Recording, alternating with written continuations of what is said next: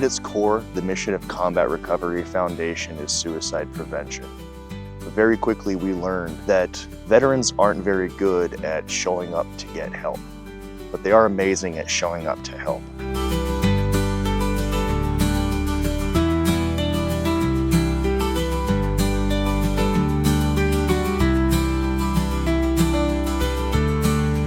So what we've done here is we've created an opportunity for veterans to find purpose, to discover their belonging, and to be in a community while doing something helpful for their community, for the environment.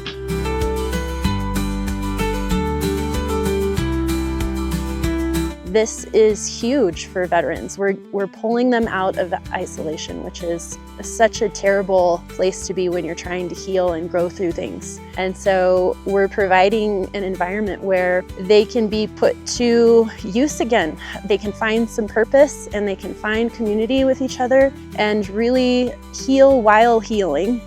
You know, we're in nature and we're seeing these trees that have been burnt down and the ash on the ground, and we're digging in and we're healing the grounds while also encouraging people to come together and just get real and get vulnerable with each other.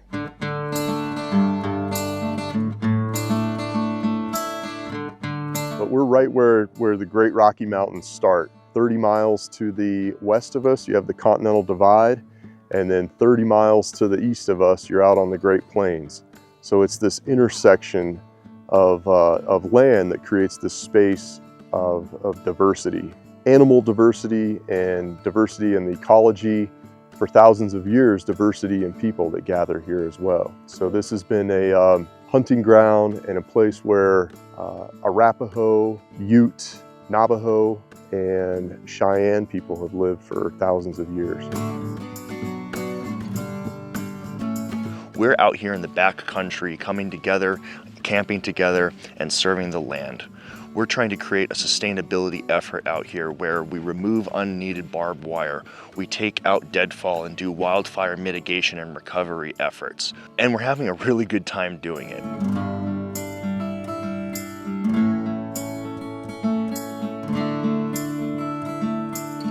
It's been pretty tough since getting out. It's kind of lonely. I saw that this was like a mental health thing, and I've had a lot of friends over the years kill themselves, and this is really just having that camaraderie and stuff, I feel like makes a huge difference. Outdoor therapy for me personally has been a huge plus. Being here right in the Front Range, things just lined up, and just in the last day and a half, 2 days, I feel like I've already made good connections and a bond and stuff, and really look forward to continuing this relationship. Well, I'm a veteran. I've had my own issues, working on them, still am. We have to look out for each other. Sometimes it feels like the world really isn't, so if they're not gonna look out for us, then we have to. I suffered a spinal injury and a brain injury, and getting back out into nature and meeting these guys was just, I think, kind of like a crazy, fortuitous, weird circumstance. And I'm so glad that I've met them and that this relationship has grown and that I can support other people in their path of healing.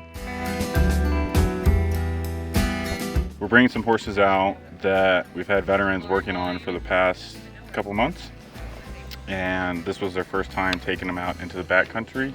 I think veterans do well with horses because there's a forced regulation with a horse. Like if you can't regulate yourself, then you can't get along with a horse. So it's a little like meditation, but with more of a purpose. So you're like, okay, I've got to get from point A to point B on a horse. And there's a lot of things that lead up to like you getting from point A to point B. So for veterans that are having a little bit tougher of a time, I think it really speaks to them because it's like the simple things resonate with them. And then for guys that kind of have it together a little bit more, they just keep going with the adventure. Yeah, we're putting on a pack horse saddle, if you will, and we're going to load up firewood on it and bring it back to the camp.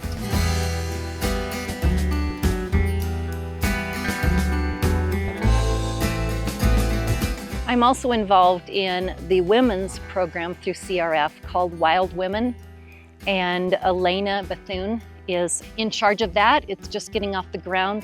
She's going to have a monthly event for the women, whether they're veterans or women who have just struggled with trauma. And there's going to be an event every month, camping events and just different things to where women can bond and heal through the trauma that they've been through. After the sun goes down, after the fires are lit, we're all eating together, we're all communing. That's when all the magic happens that the cameras might not be able to capture as well, and that it's hard to get without being here and actually getting that feeling. If you could hear what I'm hearing right now, it's the sound of people coming together. Nobody knows a stranger here, so you walk up to the fire and you're sharing a meal, you're having a drink, you're hydrating from working hard, and you're getting those smiles back at you that you're giving, and the stories and the wisdom and all of the different skill sets and experience of all these people, it's mind-boggling. I've seen everybody be welcomed, and one thing that I've noticed is I haven't seen anybody leave. We've only seen the group grow, so something is magical with that. Today, we are going to be inoculating some mushroom spores into logs. We have puffballs, turkey tails, and fire morels. So basically what we're gonna do is drill some holes, inoculate the logs, and then cover it with wax to help keep in the moisture. It's just kind of a fun experiment to do for future foraging. They're all edible mushrooms. With the mushrooms and the decomposing of the logs, it'll help bring those nutrients that are in the logs kind of into the soil and into the earth and everything, just kind of replace kind of the flora that's around. We don't want people just to come out once and be like, all right, you did it. That was fun, right? Like, see you later. No, we want you to keep coming out and keep coming out. We have a lot of work to do. That's not just with the fire, that's part of it. I mean, we have a lot of work to do with ourselves, and everybody does. When we come together out here in nature and work on difficult things, it gives people the opportunity to create a bond and to create friendships that can last a lifetime. And people need people. We need our team, we need our crew, whatever that looks like for you. But we're not built to go it alone. And maybe our species will figure that out someday, but I don't think it's gonna happen in our lifetime. So we need to continue to create these third spaces for people to come together and be together. People who don't necessarily cohabitate or who aren't coworkers, who come from all different types of backgrounds, of different types of religions and philosophies and races and political leanings and professions. And what they have in common is wanting to come together and serve the land. And it's through that commonality that we can heal our divisions and we can find common ground to cohabitate with each other peacefully. I always refer to that as eco-psychology, but I think there's many different ways to describe it. It's this mutually beneficial relationship. When folks come out and interact with the land in this way, it's healing for the land because of the work that we're doing. Thinning out these dead trees here so it can make space for more diversity, more birds will come in, more animals will gather here. And in the meantime, the land is healing people's hearts and minds. It's this mutually beneficial relationship, healing the land and healing the people at the same time. This is just the start. We're making this our home base out here. Hopefully do retreats, really building people up and working through some of their issues. And if that's us speaking on it or them just kind of coming out here into the wilderness and pondering and figuring their stuff out and getting things worked out for themselves. So when we're interacting with an individual who's experiencing suicidal crisis or is just in an acute depressive state, we can just bring them up here into the backcountry, get them on a horse, hand them a chainsaw, take a walk, whatever they need, to do to work through those issues. Having access to this place, having this partnership with the Heart J Center is really enabling us to change lives. We came up with here with a mission simply to prove that this is something that we can do. This wasn't about how many trees we chopped down. This wasn't about, how many mushrooms we got planted. This was about proving concept. And I think that we have been successful.